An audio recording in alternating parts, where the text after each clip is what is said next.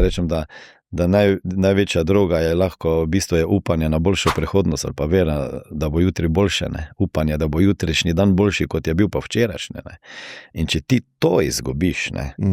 Pol je oni efekt zapora, ko ga opisoval Viktor Frankl, ne? V knjigi Man's Search for Meaning, ne? V iskanju smisla življenja, ko je rekel, da so v bistvu videli že kdo od zapornikov bo umrl, ne? In to se mi je videlo na očeh. Ne, tisti, ki niso imeli družine, ali pa nekaj, kar bi se veselili, ko pride ven iz taborišča. In ponavadi so bili odnosi. Odnosi so vedno tisti, veš, upanje.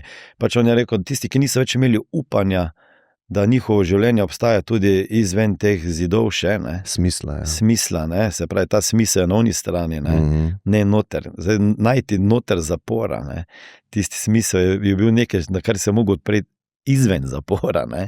Zdaj, ta zapor je lahko, bom rekel, neka metafora.